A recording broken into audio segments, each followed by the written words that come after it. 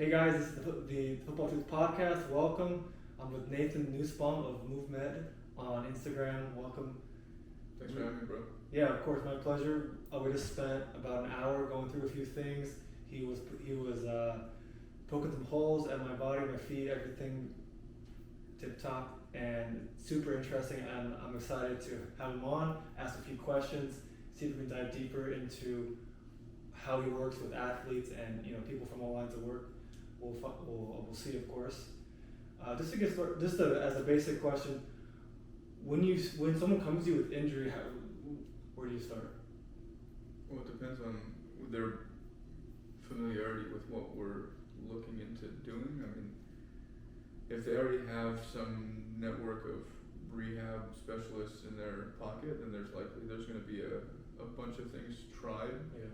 And not necessarily a lot of clarity on what the image is, or if there is clarity on the image, oftentimes there's a pretty basic explorative route for them to, like with baseball clients, they have almost the exact same, I have a catcher and a pitcher who are both being given the same rehab for very different injuries, or they were rather. And at the end of the day, I think what's important to know is majority of people don't have a threshold of understanding of where they're in pain or where they're not in pain. So being able to feel the body is a huge starting point. I mean, for you, for example, with like the tone that we saw on your feet and your knees, it makes it hard to be able to change the position of where they are and also feel them. So I start with people a lot of the time in not reducing tone as much as being more available to varieties of tone. So the massage gun is one such place. A lot of tactile stuff, taking the skin and making the skin start to understand that it can be moved, and then the layers underneath, all fascially connected, are going to start to reperfuse, and then there will be some neurological or not baroreceptive, but like pressure-related improvement that's going to find improved balance, improved ballast, and as soon as someone feels improved easement, they're going to feel that mood change, that focus change. And I need to start with someone being able to perceive that there's value in changing the way they feel so that they can feel better, not just trying to feel better. Yeah, I would say that's a big thing that we see across Instagram and all kinds of therapeutic methods is people don't know how to feel themselves. Yeah. They don't even know that, or know how they're walking, or know how they're passing a ball or shooting and running, or something like that. And oftentimes when they get injured, this is a wake-up call to help them realize something's not working. It was one for me. I mean, when I got my head injury a couple years ago, it was not really the wake-up call of, hey, we have to work on stuff, we have to figure out what these things are. It was a wake-up call of, oh, maybe I'm not born defunct, or maybe I didn't have these things as a byproduct of how I am or who I am. There was circumstance of injury and then circumstance of how I tried to understand that injury, and I stayed active. And because everything is so integrated, how you feel about one thing is oftentimes a perversion of the sensory information of that area. And then once it becomes so disassociated that it's no longer about the sensory information, it's about feeling that perversion that kind of feels stabilizing, we become this kind of semi-psychotic, semi-disassociated, I think, feel, instead of my sensory nervous system perceives by way of feeling, and then I ascertain whether or not this requires or is justifying my emotional response along with my physical perceptions. We qualify how we live, and if we can't qualify how we live, we're suffering. And I couldn't qualify how I lived aside from I don't like how I feel.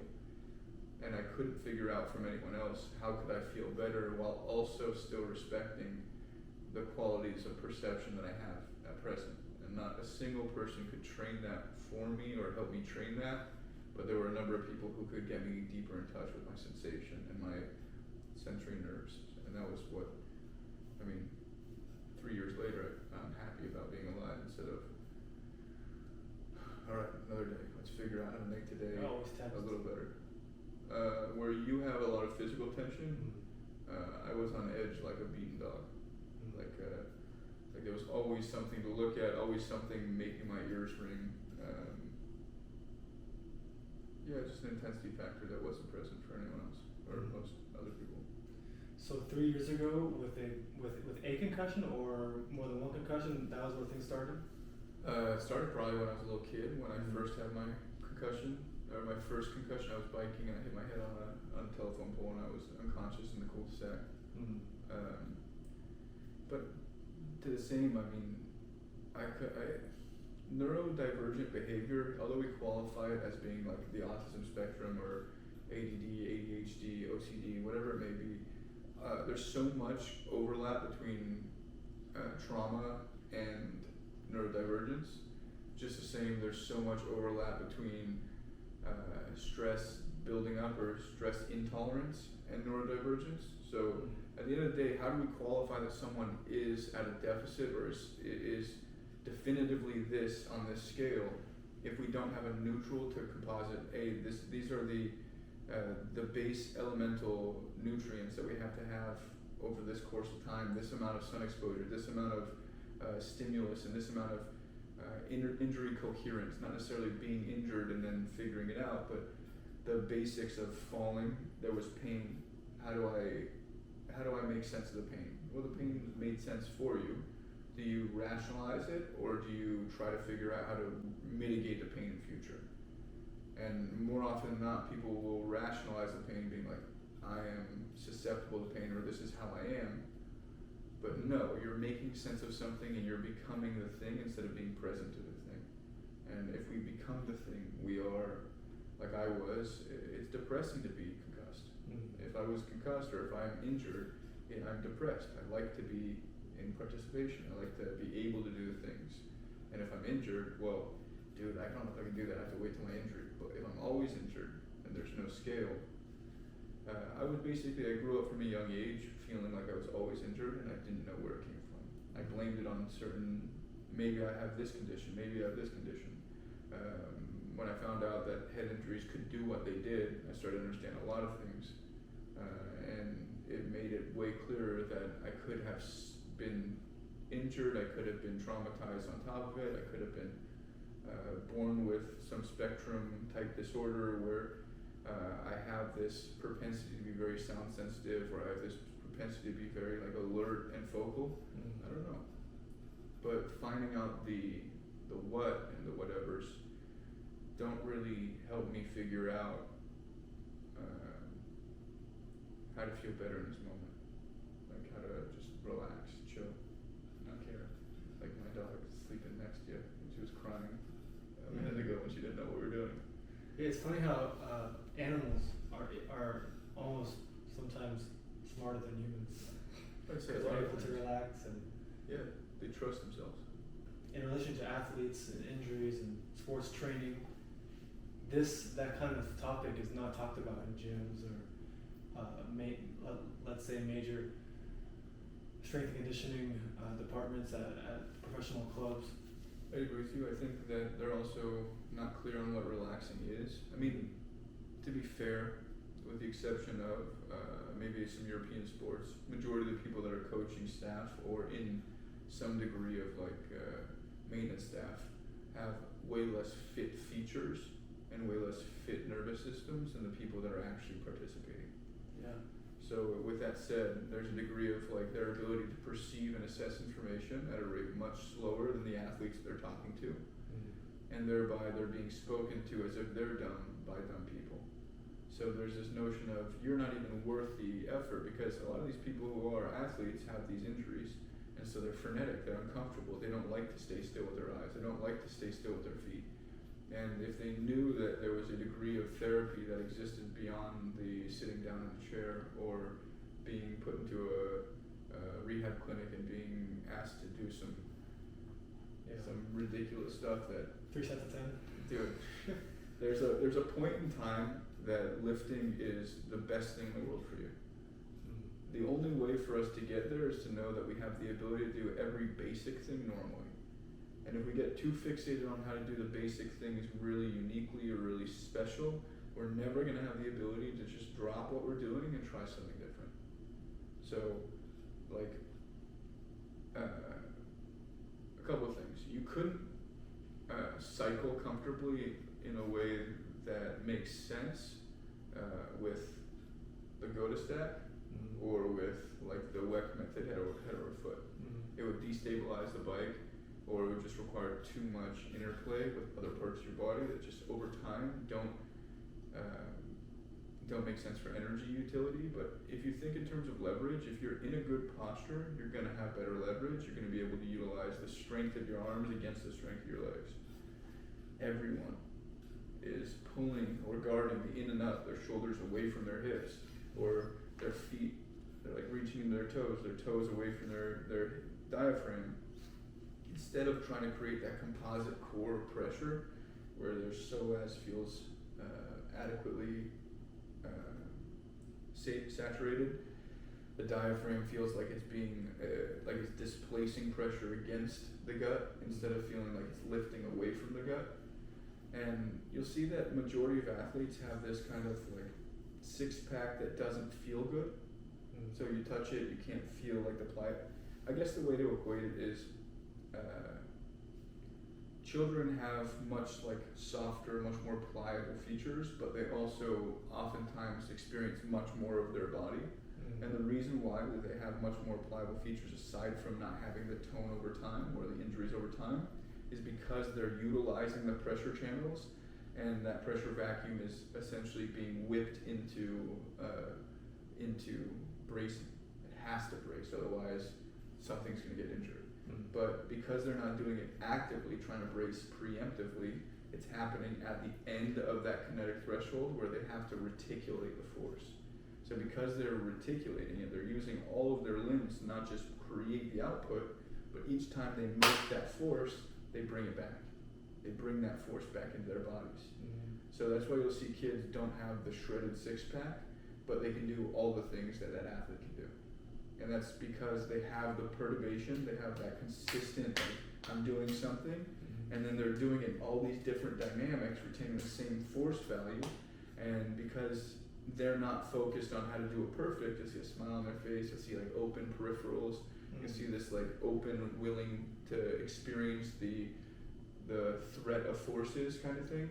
Or with an adult who might have, I gotta make sure that if someone's running against me, if someone's gonna surprise me out of nowhere, I'm guarded and I'm not gonna get hit in my head and I'm not gonna get, kids are not thinking that. So they may get like rocked, but they also have the ability to manage that way better than we do because they're not managing it.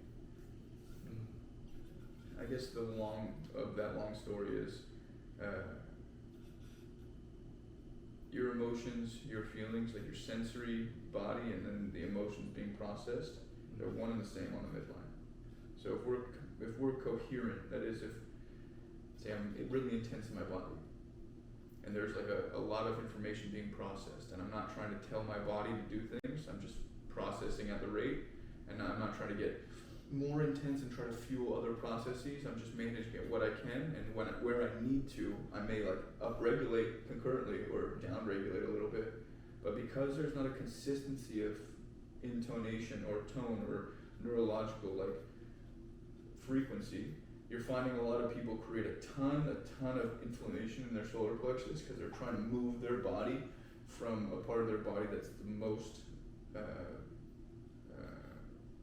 unconscious.